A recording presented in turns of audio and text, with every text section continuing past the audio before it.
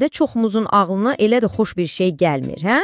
Bəs sizə desəm ki, 1000 illərdir insanlar bu canlıdan şəfa tapıblar. Gəlin baxaq görək, bu ilk baxışdan biraz qəribə görünən müalicənin arxasında əslində nə qədər dərin bir məntiq yatır. Gəlin birlikdə öyrənək. Yəni bir təsəvvür edin, bu balaca canlı əsrlər boyu həkimlərin çantasında gəzdirdiyi bir alət olub.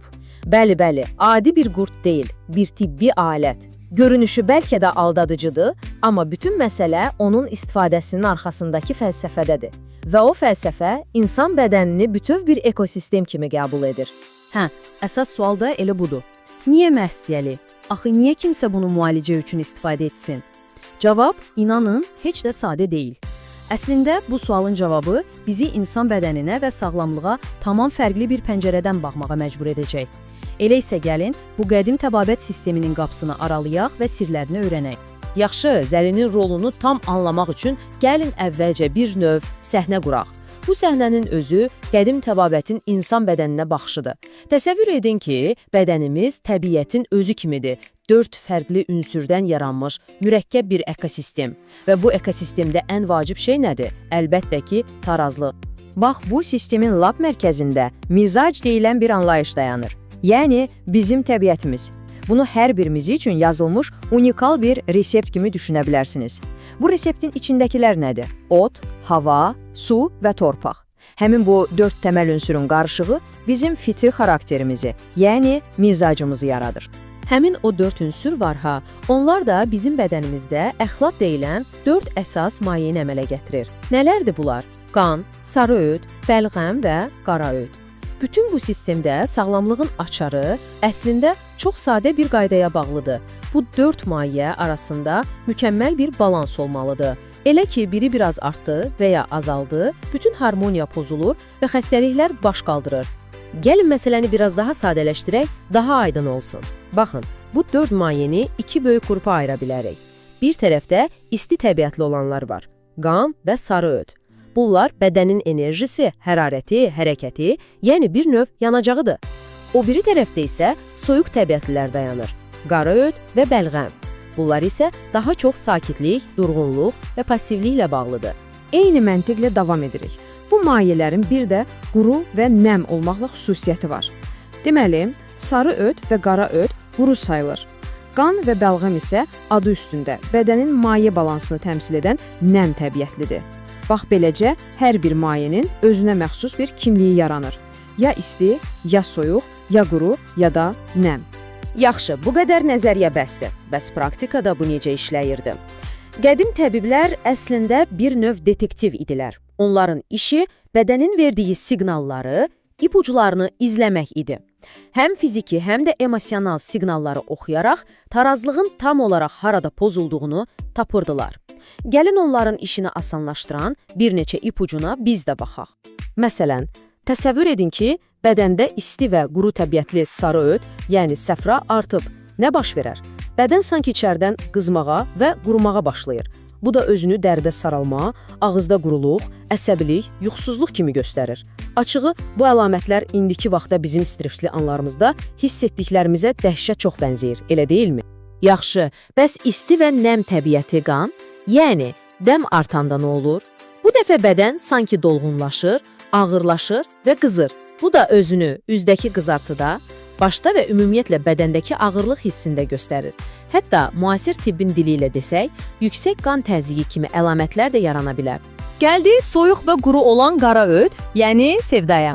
Baxın, bunun artması daha çox bizim daxili dünyamıza, psixoloji vəziyyətimizə təsir edir. Həddindən artıq düşünmək, o obsessiv fikirlər, narahatlıq, qorxu, hətta depressiyaya meyillilik, bütün bunlar bu mayenin bədəndə artıq dominant olduğunu göstərən siqnallar ola bilər. Və sonuncu, soyuq və nəm təbiətli bəlğəm. Bu artanda isə bədən sanki soyuqlayır və ağırlaşır. Bir növ sürəti azalır.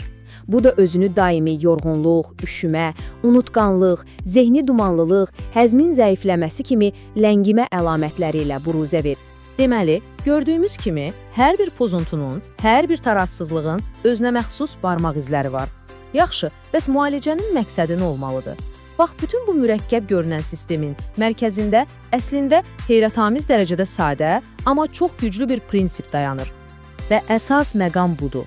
Sağlamlıq elə tarazlığın özüdür. Qədim təbabətin mərkəzi fəlsəfəsi də bunu deyir.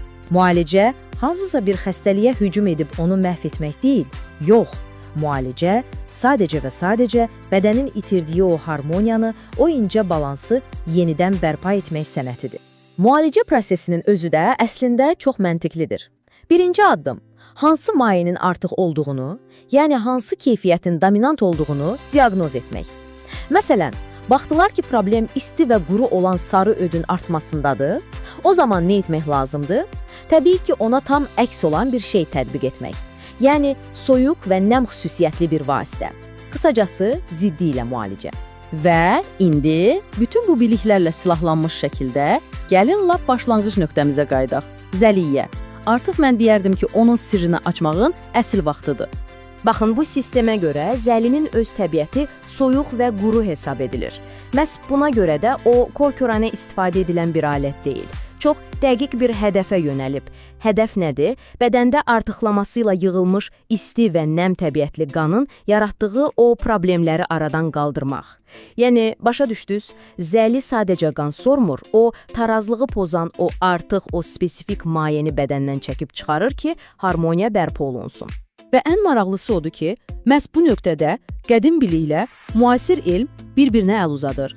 Çünki müasir elm sübut edib ki, zəlinin ağız suyu əslində bir biokimyəvi möcüzədir. İçində qanı laxtalanmağa qoymayan, ağrını kəsən, iltihabı azaldan onlarla aktiv maddə var. Bu da onu göstərir ki, qədim təbiblərin müşahidələri heç də boşuna deyilmiş. Onlar bəlkə də kimyəvi tərkibi bilmirdilər, amma nəticəni dəqiq görürdülər. İndi yəqin ki, zəliyə yenidən baxanda o sizə tamam fərqli görünür. Artıq o qorxulu, sirri bir varlıq deyil. O, indicə danışdığımız o böyük sistemin içində çox məntiqli bir həll yoludur. Tarazlığı bərpa etmək üçün istifadə edilən dəqiq bir alətdir. Beləliklə, gəlin bir addım geri çəkilib, ümumi mənzərəyə baxaq. Artıq aydındır ki, zəli ilə müalicə sadəcə köhnə, qəribə bir adət deyilmiş. O, əslində, insanı və sağlamlığı bütöv şəkildə anlamağa çalışan çox dərin bir tibbi fəlsəfənin sadəcə kiçik bir parçasıdır. Və məncə, buradan çıxarılacaq ən önəmli nəticə də elə budur. Bu sistem bədənə təmir edilməli bir maşın kimi yox, vahid, bölünməz bir tam kimi yanaşır. Bizə xatırladır ki, sağlamlıq təkcə orqanlarımızda deyil, o, yediyimiz qidada, nəfəs aldığımız havada, yaşadığımız mühitdə və hətta hiss etdiyimiz duyğularda gizlənib. 1000 illər əvvəl deyilmiş bir söz olsa da, bugün bəlkə də heç vaxt olmadığı qədər aktual səslənir. Və bütün bunlar bizi son bir sualla üz-üzə qoyur.